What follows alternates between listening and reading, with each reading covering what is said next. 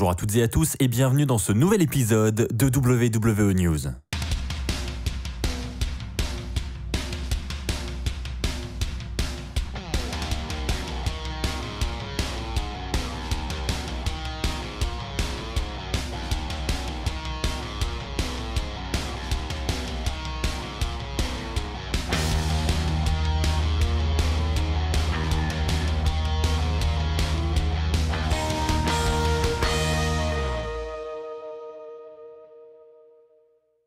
Bonjour à toutes et à tous les amis, c'est Axel de la chaîne YouTube WWE Fan France, j'espère que vous allez tous très bien. On se retrouve pour un nouvel épisode de WWE News, oui parce que après le Royal Rumble, il y a toujours de grosses retombées et là on a des grosses infos qui viennent de tomber, notamment sur le contrat de plusieurs superstars. On va également revenir sur l'affaire Lars Sullivan, je vous ai dit hier qu'il aurait été renvoyé par la WWE, et bien la situation s'est confirmée depuis et j'ai des détails à vous donner. On va également parler de Jey Uso qui n'est pas apparu durant le Royal Rumble, on va voir pourquoi. C'est parti, on commence dès maintenant avec la première news. Commençons tout d'abord avec deux superstars qui auraient prolongé leur contrat avec la WWE. Il s'agit de deux grosses superstars du roster principal. Premièrement, Rey Mysterio. Vous le savez, Rey Mysterio, on en parlait depuis maintenant plusieurs mois. Il devait se diriger dans un programme face à Dominic pour faire un petit peu un passage de flambeau et donc on devait arriver à la fin de sa carrière. Eh bien, sachez qu'on apprend aujourd'hui que Rey Mysterio a prolongé son contrat avec la WWE. Alors, je n'ai pas de détails à vous donner sur la durée, etc. Mais visiblement, on n'assisterait pas à la fin de la carrière de Rey Mysterio tout de suite.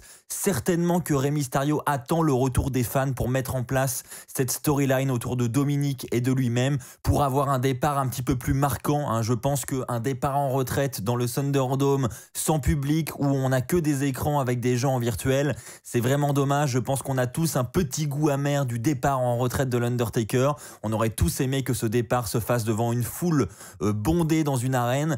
Mais malheureusement, ce n'a pas été le cas. Donc je pense que Rey Mysterio essaye de prolonger son contrat jusqu'à ce que la situation sanitaire s'améliore pour pouvoir mettre un terme à sa carrière. Parce que, comme je vous l'ai dit juste avant, on en parle depuis maintenant de nombreux mois. Rey Mysterio voudrait passer le flambeau à son fils. Donc je pense qu'il attend que ça. On enchaîne avec une autre superstar du roster principal, avec Riddle, qui lui aussi aurait signé un nouveau contrat avec la WWE, et je dis bien un nouveau contrat. Il est dit qu'il n'a pas prolongé l'ancien contrat, il s'agirait d'un nouveau contrat, donc avec probablement de nouvelles clauses, dont on ne connaît pas encore les détails. La seule chose que l'on sait, c'est que Riddle a signé un nouveau contrat avec la WWE, qui devrait le mener jusqu'à fin 2023. Donc autant vous dire que pour tous les fans de Matt Riddle, c'est une excellente nouvelle. On devrait avoir Riddle encore pendant plusieurs années à la WWE. Et puis avec sa grosse performance dans le Rumble match de cette année, je pense qu'on peut espérer avoir de beaux programmes du côté de la WWE grâce à Riddle. Les amis, n'hésitez pas à me partager votre avis dans l'espace commentaire sur ces nouvelles signatures de contrat. Est-ce qu'elles vous réjouissent ou non ? Allez-y dans l'espace commentaire, c'est fait pour ça. Eh bien écoutez les amis, on parle signature de contrat, on va continuer dans cette direction et on va parler de Carlito avec une information qui nous vient tout droit du PW Insider. J'en ai parlé durant ma review du Royal Rumble, c'est vrai qu'on se demandait tous si c'était une apparition d'un soir pour Carlito ou si c'était un retour à la WWE. Ensuite, j'ai sorti ma review de Raw. Je vous ai dit qu'avec cette apparition de Carlito à Raw, on semble se diriger vers un nouveau run de Carlito. Eh bien, visiblement, non. On apprend aujourd'hui, via le PW Insider, que Carlito n'aurait toujours pas signé de contrat avec la WWE. Donc là, on est un petit peu déçus, mais attendez, réjouissez-vous, puisque ça ne devrait pas tarder. Effectivement, le PW Insider nous informe qu'il devrait très bientôt être de retour à la WWE et devrait potentiellement signer un nouveau contrat avec la WWE. Donc vous l'aurez compris, ça ne saurait tarder. On va voir évidemment si dans les jours, les semaines qui arrivent, ça se confirme. Évidemment, dès que j'ai des infos sur la situation, je vous en parlerai dans un épisode de WWE News. Mais en tout cas, Carlito devrait bel et bien revenir prochainement. Alors ne soyez pas étonnés s'il n'est pas à Raw la semaine prochaine par exemple. Mais en tout cas, son retour serait programmé. Et d'ailleurs, Carlito aurait reçu beaucoup de compliments le soir du Royal Rumble, notamment pour sa performance et pour sa forme physique. Car on le rappelle quand même, Carlito a 41 ans et pour son âge, il a quand même une forme de dingue et il est toujours aussi talentueux. Les amis, parlons maintenant de Lars Sullivan. Je vous informais hier de son départ de la WWE, il aurait été licencié. Et bien aujourd'hui, on a la confirmation de ce licenciement par Lars Sullivan lui-même. La WWE n'a toujours pas officialisé la situation, mais Fightful a réussi à contacter Lars Sullivan et a donc posé des questions à Lars Sullivan sur la situation.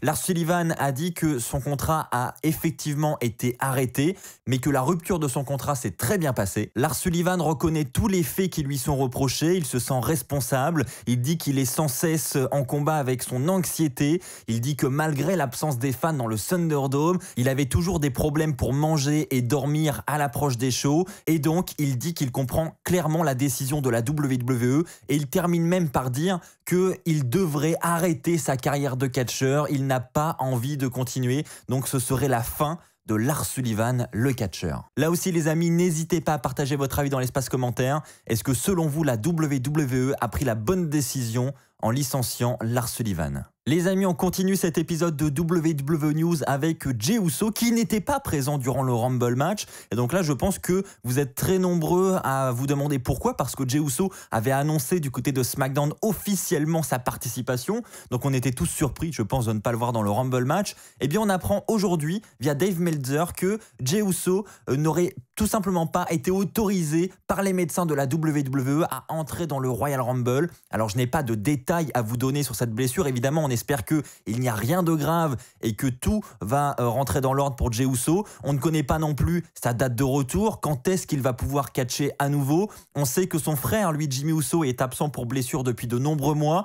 On espérait son retour pour la fin d'année 2020, début d'année 2021. Donc il devrait lui aussi bientôt être de retour du côté de SmackDown. Alors allons-nous attendre le retour de Jimmy pour obtenir le retour de Jey? C'est ce que nous allons voir dans les semaines qui arrivent. Et pourquoi pas une reformation des frères Uso pour les relancer par exemple dans la division par équipe de SmackDown, qui je trouve en a un petit peu besoin. Là encore les amis, évidemment dès que j'ai des informations supplémentaires, dès que j'ai des détails à vous communiquer, je vous en tiendrai informé dans un nouvel épisode de WWE News.